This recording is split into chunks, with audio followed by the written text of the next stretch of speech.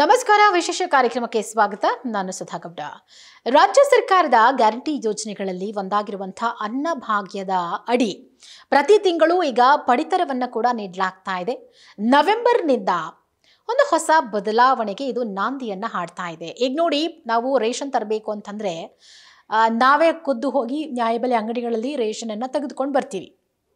ಅದು ನೀವು 5 kg ಅಕ್ಕಿ ಆದರೂ ಕೊಡಿ, 10 kg ಅಕ್ಕಿ ಆದರೂ ಕೊಡಿ, ಅದ್ರ ಜೊತೆಗೆ ನೀವು ಬೇಳೆ ಎಣ್ಣೆ ಏನು ಕೊಡ್ತೀರೋ ಕೊಡಿ, ನಾವೇ ಖುದ್ದು ಹೋಗಿ ನ್ಯಾಯಬೆಲೆ ಅಂಗಡಿಗಳಿಗೆ ಕ್ಯೂ ನಿಂತು ಹೋಗಿ ತೊಗೊಂಡು ಬರ್ತಾ ಇದ್ವಿ.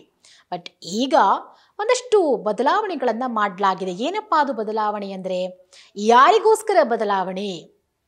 ವಯಸ್ಸು ಇರುವವರಿಗಂತೂ ಬದಲಾವಣೆ ಖಂಡಿತ ಇಲ್ಲ. ಯಾರಿಗೆ ವಯಸ್ಸಾಗಿದೆಯೋ ಅಂಥವ್ರಿಗೆ ಮಾತ್ರ ಈ ಬದಲಾವಣೆ. ಹಾಗಿದ್ರೆ ಏನು ಬದಲಾವಣೆ ನವೆಂಬರ್ನಿಂದ ಅಂತ ಹೇಳಿ ನೀವು ಕೇಳೋದಾದರೆ, ನೋಡಿ ಪಾಪ ಪ್ರತಿಯೊಂದು ಮನೆಗಳಲ್ಲಿ, ಹಳ್ಳಿಗಳಲ್ಲಿ, ಅದರಲ್ಲೂ ಪ್ರಮುಖವಾಗಿ ಸಿಟಿಗಳಲ್ಲೂ ಇರ್ತಾರೆ, ಬಟ್ ಹಳ್ಳಿಗಳಲ್ಲಿ 75 ವರ್ಷ ಮೀರಿದ ವೃದ್ಧರಿರ್ತಾರೆ. ಕೆಲವೊಮ್ಮೆ ಒಬ್ಬೊಬ್ಬರೇ ಇರ್ತಾರೆ, ಗಂಡ ಹೆಂಡತಿ ಇರ್ತಾರೆ, ಅಥವಾ ಅಜ್ಜಿ ಮೊಮ್ಮಕ್ಕಳು ಇರ್ತಾರೆ, ತಾತ ಮೊಮ್ಮಕ್ಕಳು ಇರ್ತಾರೆ. ಇಂತಹ ಸಂದರ್ಭಗಳಲ್ಲಿ ಆ ಏಜ್ ಆಗಿರುವಂಥ ಪರ್ಸನ್ ಅಂದರೆ ಸೀನಿಯರ್ ಸಿಟಿಸನ್ಸ್, ಹಿರಿಯ ನಾಗರಿಕರು ಎಲ್ಲೋ ಇರೋ ನ್ಯಾಯಬೆಲೆ ಅಂಗಡಿಗೆ ಬಸ್ ಹತ್ಕೊಂಡು ಹೋಗಿ ಅವರು ರೇಷನ್ ತಗೊಂಡು ಬರೋಕ್ಕೆ ಕಷ್ಟ ಆಗತ್ತೆ. ಅಥವಾ ಎಷ್ಟೋ ಹಳ್ಳಿಗಳಲ್ಲಿ ಬಸ್ ಸಂಪರ್ಕ ಇಲ್ಲ, ನಡ್ಕೊಂಡು ಹೋಗಬೇಕು, ನಡ್ಕೊಂಡು ಬರಬೇಕು. ಸೊ ಇಂಥ ಅವ್ಯವಸ್ಥೆಗಳು ತುಂಬಿರುವಂಥ ಹಳ್ಳಿಗಳಲ್ಲಿ ಸಮಸ್ಯೆಗಳಾಗತ್ತೆ. ಹಾಗಾಗಿ ಪಾಪ ಯಾರಿಗೂ ಸಮಸ್ಯೆ ಆಗೋದು ಬೇಡ ವಯಸ್ಸಾಗಿರೋರಿಗೆ ಅನ್ನೋ ಕಾರಣಕ್ಕಾಗಿ ಸರ್ಕಾರ 75 ವರ್ಷ ಮೇಲಿನ ಹಿರಿಯ ನಾಗರಿಕರಿಗೆ ಮನೆ ಬಾಗಿಲಿಗೆ ಪಡಿತರವನ್ನು ತಲುಪಿಸುವುದಕ್ಕೆ ಅನ್ನ ಸುವಿಧಾ ಯೋಜನೆಯನ್ನು ಜಾರಿಗೆ ತಂದಿದೆ. ಇದ್ರ ಬಗ್ಗೆ ಭಾಳಷ್ಟು ಜನರಿಗೆ ಗೊತ್ತಿದೆಯೋ ಗೊತ್ತಿಲ್ವೋ ಗೊತ್ತಿಲ್ಲ. ಆದರೆ ನಿಮ್ಮ ಗಮನದಲ್ಲಿರಲಿ, 75 ವರ್ಷ ತುಂಬಿದ ಹಿರಿಯ ನಾಗರಿಕರು ನಿಮ್ಮ ಮನೆಯಲ್ಲಿದ್ದರೆ, ಅವರ ಹೆಸರಿನಲ್ಲಿ ರೇಷನ್ ಕಾರ್ಡ್ ಇದ್ದರೆ, ಅವರ ಮನೆಗೆ ಅನ್ನ ಸುವಿಧಾ ಯೋಜನೆಯ ಮೂಲಕ ಪಡಿತರ ಬಂದು ಮನೆಗೆ ತಲುಪತ್ತೆ. ರಾಜ್ಯ ಸರ್ಕಾರದ ಆಹಾರ ಮತ್ತು ನಾಗರಿಕ ಸರಬರಾಜು ಇಲಾಖೆಯು ಹಿರಿಯ ನಾಗರಿಕರ ಕಲ್ಯಾಣಕ್ಕಾಗಿ ಈ ಒಂದು ಯೋಜನೆಯನ್ನು ಆರಂಭಿಸಿದೆ. 75 ವರ್ಷ ಮೇಲ್ಪಟ್ಟವರು ಹಾಗೆ ಮನೆಯಲ್ಲಿ ಕೇವಲ ಒಬ್ಬ ಅಥವಾ ಇಬ್ಬರು ಹಿರಿಯರಷ್ಟೇ ಇರುವ ಕುಟುಂಬಕ್ಕೆ ಮನೆ ಬಾಗಿಲಿಗೆ ಸಮೀಪದ ನ್ಯಾಯಬೆಲೆ ಅಂಗಡಿಯವರೇ ಪಡಿತರವನ್ನು ತಂದು ತಲುಪಿಸ್ತಾರೆ. ಜಿಲ್ಲೆಯ ಆಯಾ ತಾಲೂಕುಗಳ ವ್ಯಾಪ್ತಿಯಲ್ಲಿ ವಾಸವಾಗಿರುವಂಥ 75ಕ್ಕಿಂತಲೂ ಹೆಚ್ಚು ವಯಸ್ಸಾದ ಹಿರಿಯ ನಾಗರಿಕರ ಪಟ್ಟಿಯನ್ನು ಜಿಲ್ಲಾಡಳಿತ ಸಿದ್ಧಪಡಿಸಿದ್ದು, ಪ್ರಸ್ತುತ ಮಾಹಿತಿಗಳ ಪ್ರಕಾರ 1200ಕ್ಕಿಂತಲೂ ಹೆಚ್ಚು ಹಿರಿಯರು ಇದರ ಫಲಾನುಭವಿಗಳಾಗಿದ್ದಾರೆ ಎನ್ನುವಂಥ ವಿಚಾರ ಈಗ ಬೆಳಕಿಗೆ ಬಂದಿದೆ.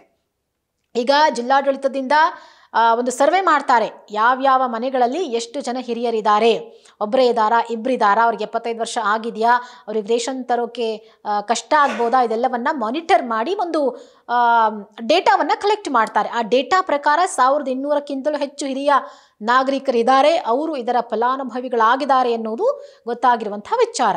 ಸೊ ಹಾಗಾಗಿ ಈ ಯೋಜನೆಯಿಂದಾಗಿ ಹಿರಿಯ ನಾಗರಿಕರು ನ್ಯಾಯಬೆಲೆ ಅಂಗಡಿಗಳಿಗೆ ಓಡಾಡದೆ ಮನೆಯಲ್ಲೇ ಕುಳಿತು ಪಡಿತರವನ್ನು ಪಡೆಯೋಕೆ ಸಾಧ್ಯ ಆಗುತ್ತೆ. ಮನೆ ಬಾಗಿಲಿಗೆ ಪಡಿತರ ನೀಡುವ ನ್ಯಾಯಬೆಲೆ ಅಂಗಡಿಯ ಮಾಲೀಕರಿಗೆ ಪ್ರತಿ ಕುಟುಂಬಕ್ಕೆ ರಾಜ್ಯ ಸರ್ಕಾರ 50 ರೂಪಾಯಿಯನ್ನು ಪಾವತಿ ಮಾಡುತ್ತೆ. ಅಂದರೆ ಈಗ ಒಂದೊಂದು ಕುಟುಂಬಕ್ಕೂ 50 ರೂಪಾಯಿ ಎಕ್ಸ್ಟ್ರಾ ಕೊಡ್ತಾ ಇದೆ ನ್ಯಾಯಬೆಲೆ ಅಂಗಡಿ ಮಾಲೀಕರಿಗೆ. ಕಾರಣ, ನೀವು ಯಾರನ್ನಾದರೂ ಆ ಹಿರಿಯ ನಾಗರಿಕರು ವಾಸವಾಗಿರುವಂಥ ಮನೆಗೆ ಕಳುಹಿಸಿ ಪಡಿತರವನ್ನು ತಲುಪಿಸಿ, ಅದಕ್ಕೆ ಪೆಟ್ರೋಲ್ ಖರ್ಚಾಗ್ಬೋದು, ಅಥವಾ ಬಸ್ಸಲ್ಲಿ ಹೋಗಿ ಬರ್ಬೋದು, ಬಸ್ ಚಾರ್ಜ್ ಖರ್ಚಾಗ್ಬೋದು. ಅದನ್ನು ಯಾಕೆ ಫ್ರೀಯಾಗಿ ಮಾಡ್ತೀರಾ? ನಾವೇ ಕೊಡ್ತೀವಿ 50 ರೂಪಾಯಿ. ಒಂದು ಫ್ಯಾಮಿಲಿಗೆ ಹೋಗ್ತೀರಾ, ಒಂದು ಫ್ಯಾಮಿಲಿಗೆ ಹೋಗಿ ಕೊಟ್ಟು ಬಂದರೆ 50 ರೂಪಾಯಿ. ಇನ್ನೊಂದು ಕುಟುಂಬಕ್ಕೆ ಹೋಗ್ತೀರಾ, ಅಲ್ಲೂ 50 ರೂಪಾಯಿ. ಒಂದು ದಿವಸಕ್ಕೆ ನೀವು ಎಷ್ಟು ಕುಟುಂಬಕ್ಕೆ ಹೋಗ್ತೀರಾ ಹೋಗಿ, ಆದರೆ ಹಿರಿಯ ನಾಗರಿಕರಿಗೆ ಪಡಿತರವನ್ನು ತಲುಪಿಸಿ ಪ್ರತಿ ಕುಟುಂಬಕ್ಕೆ ರಾಜ್ಯ ಸರ್ಕಾರ 50 ರೂಪಾಯಿಯನ್ನು ಪಾವತಿ ಮಾಡುತ್ತೆ. ಈ ಕುರಿತು ಇದೇ ವರ್ಷ ಮೇನಲ್ಲಿ ಸರ್ಕಾರದಿಂದ ಆದೇಶ ಕೂಡ ಆಗಿದೆ. ಇದೇ ತಿಂಗಳಿನಿಂದ ಅನುಷ್ಠಾನಕ್ಕೂ ಬಂದಿದೆ. ಆದರೆ ಯೋಜನೆಯ ಅನುಕೂಲ ಪಡ್ಕೊಳ್ಳೋದಕ್ಕೆ ಅರ್ಹ ಹಿರಿಯ ನಾಗರಿಕರ ಮನೆಯಲ್ಲಿ ಯುವ ಸದಸ್ಯರು ವಾಸ ಇರಬಾರ್ದು.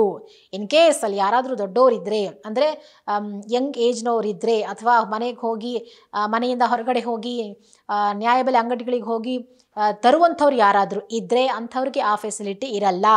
ಯಾರು ಹಿರಿಯ ನಾಗರಿಕರು ಇರ್ತಾರೋ, ಪಾಪ ಅವರಿಗೆ ಕಷ್ಟ ಆಗ್ತಾ ಇದೆಯೋ ಅಂಥವ್ರಿಗೆ ಮಾತ್ರ ಈ ಒಂದು ಯೋಜನೆ ಅನ್ವಯ ಆಗತ್ತೆ. ಆಧಾರ್ ಕಾರ್ಡ್ ಮತ್ತು ಮೊಬೈಲ್ ಸಂಖ್ಯೆ ಪಡಿತರ ಕಾರ್ಡ್ಗೆ ಲಿಂಕ್ ಆಗಿರಬೇಕು. ಹಾಗಿದ್ರೆ ಮಾತ್ರ ನಿಮ್ಮ ಆಧಾರ್ ಕಾರ್ಡ್ಗೆ ಮೊಬೈಲ್ ಸಂಖ್ಯೆ ಪಡಿತರ ಕಾರ್ಡ್ಗೆ ಲಿಂಕ್ ಆಗಿರಬೇಕು. ಹಾಗಿದ್ರೆ ಮಾತ್ರ ನಿಮ್ಮ ಮನೆಗೆ ಪಡಿತರ ಬಂದು ತಲುಪತ್ತೆ. ಹಾಗಿದ್ರೆ ರಿಜಿಸ್ಟ್ರೇಷನ್ ಮಾಡ್ಕೊಳ್ಬೇಕು, ಇನ್ನೂ ರಿಜಿಸ್ಟ್ರೇಷನ್ ಆಗಿಲ್ಲ ಅಂತಂದರೆ ಹೇಗೆ ಅಂದರೆ ನೋಡಿ, ಪ್ರತಿ ತಿಂಗಳ ಅಂತ್ಯದಲ್ಲಿ ಅರ್ಹ ಫಲಾನುಭವಿಗಳ ಪಡಿತರ ಕಾರ್ಡ್ಗೆ ಲಿಂಕ್ ಮಾಡಿಕೊಂಡ ಮೊಬೈಲ್ ಸಂಖ್ಯೆಗೆ ಒಂದು SMS ಬರುತ್ತೆ. ಆ SMS ಬಂದಾಗ ನೋಂದಣಿ ಮಾಡ್ಕೊಳ್ಳೋದಕ್ಕೆ ಮೊಬೈಲ್ನಲ್ಲಿ ಅವಕಾಶ ಇದೆ. ನೀವು ಅದನ್ನು ಯಾರಾದರೂ ಓದಿರೋಂಥ ಮಕ್ಕಳಿದ್ರೆ ಅಥವಾ ಖುದ್ದು ನ್ಯಾಯಬೆಲೆ ಅಂಗಡಿಗೆ ಹೋಗಿ ನೀವು ಅದನ್ನು ನೋಂದಣಿ ಮಾಡಿಸ್ಕೊಳ್ಬೋದು, ಅಥವಾ ತಮ್ಮ ಸ್ಥಳೀಯ ನ್ಯಾಯಬೆಲೆ ಅಂಗಡಿಗೆ ಭೇಟಿ ಕೊಟ್ಟು ಕೂಡ ನೋಂದಾಯಿಸ್ಕೊಳ್ಬೋದು. ಅರ್ಹರಿಗೆ ಆಯಾ ತಿಂಗಳ 1ನೇ ತಾರೀಕಿನಿಂದ 5ನೇ ತಾರೀಕಿನ ಒಳಗೆ ಸಮೀಪದ ನ್ಯಾಯಬೆಲೆ ಅಂಗಡಿಯಿಂದ ಪಡಿತರ ಪೂರೈಕೆ ಆಗತ್ತೆ. ಸೊ ಹಾಗಾಗಿ ಈ ಹಿರಿಯರಿಗೆ ತಲುಪದ ಸೌಲಭ್ಯ ಯಾಕೆ ಬೇಕು ಅನ್ನುವಂಥ ಪ್ರಶ್ನೆ ಕೂಡ ಬರುತ್ತಲ್ವಾ. ಸೊ ಹಾಗಾಗಿ ಹಿರಿಯರಿಗೆ ಅನುಕೂಲ ಕಲ್ಪಿಸೋದಕ್ಕೆ ಈ ಯೋಜನೆ ಜಾರಿಗೆ ತಂದಿದ್ರೂ ಕೂಡ ಕೆಲವೊಂದು ಜಿಲ್ಲೆಗಳಲ್ಲಿ ಪಡಿತರದಾರರು ಅರ್ಹ ಫಲಾನುಭವಿಗಳಿಗೆ ಮನೆ ಬಾಗಿಲಿಗೆ ಪಡಿತರವನ್ನು ತಲುಪಿಸದ ಮಾಹಿತಿ ಕೂಡ ಬಹಿರಂಗ ಆಗಿದೆ. ಅಂಥವರ ವಿರುದ್ಧ ಕ್ರಮ ಕೂಡ ತೆಗೆದುಕೊಳ್ಳಲಾಗತ್ತೆ. ನೀವು ಕಂಪ್ಲೇಂಟ್ ಮಾಡ್ಬೋದು. ನಿಮ್ಮ ಗ್ರಾಮ ಪಂಚಾಯತಿಗೋ ಜಿಲ್ಲಾ ಪಂಚಾಯತಿಗೋ ಹೋಗಿ ನೀವು ಕಂಪ್ಲೇಂಟ್ ಮಾಡಿ. ಗ್ಯಾರಂಟಿ ಅನುಷ್ಠಾನದ ಸದಸ್ಯರು ಜಿಲ್ಲೆಯ ವಿವಿಧ ಕಡೆ ಭೇಟಿ ಕೊಡ್ತಿರ್ತಾರೆ. ಅಂಥವ್ರು ಬಂದಾಗ ನಮ್ಮ ಪಡಿತರ ತಂದು ಕೊಟ್ಟಿಲ್ಲಪ್ಪ ನ್ಯಾಯಬೆಲೆ ಅಂಗಡಿಯವರು ಅಂಥೇಳಿ ಒಂದು ಮಾತು ಹೇಳಿ, ಆಗ ಅವರು ಹೋಗಿ ನ್ಯಾಯಬೆಲೆ ಅಂಗಡಿಯವ್ರಿಗೆ ವಾರ್ನ್ ಮಾಡ್ತಾರೆ, ಹೋಗಿ ಆ ಫ್ಯಾಮಿಲಿಗೆ ನೀವು ಪಡಿತರವನ್ನು ಕೊಡಿ ಅಂಥೇಳಿ ಹೇಳ್ತಾರೆ. ಹಾಗಾಗಿ ಇದರ ಅನುಕೂಲವನ್ನು ಎಲ್ಲರೂ ಕೂಡ ಪಡ್ಕೊಳ್ಳಿ ಅಂಥೇಳಿ ಸರ್ಕಾರ ಹೇಳಿದೆ. ಸರ್ಕಾರದ ಆಶಯದಂತೆ ಎಲ್ರಿಗೂ ಮನೆ ಬಾಗಿಲಿಗೆ ಸೌಲಭ್ಯ ಕಲ್ಪಿಸುವಂತೆ ಅಧಿಕಾರಿಗಳಿಗೂ ಕೂಡ ಸೂಚನೆಯನ್ನು ನೀಡಲಾಗಿದೆ. ಇನ್ ಕೇಸ್ ನಿಮ್ಮ ಮನೆಗೆ ಪಡಿತರ ಬಂದಿಲ್ಲ ಅಂದರೆ ನೀವು ಹೋಗಿ ಖುದ್ದಾಗಿ ಒಮ್ಮೆ ನಮ್ಮ ಮನೆಗೆ ತಂದುಕೊಡಪ್ಪ ಅಂಥೇಳಿ ಒಂದು ರಿಕ್ವೆಸ್ಟ್ ಮಾಡ್ಕೊಳ್ಳಿ. ಇಲ್ಲ ಅಂತಂದರೆ ಯಾರ ಮೂಲಕ ಆದರೂ ತರಿಸ್ಕೊಳ್ಳೋ ಪ್ರಯತ್ನ ಮಾಡಿ. ಇಲ್ಲ ಅಂದರೆ ಕಂಪ್ಲೇಂಟ್ ಕೂಡ ನೀವು ಮಾಡೋಕ್ಕೆ ಅವಕಾಶ ಇದೆ.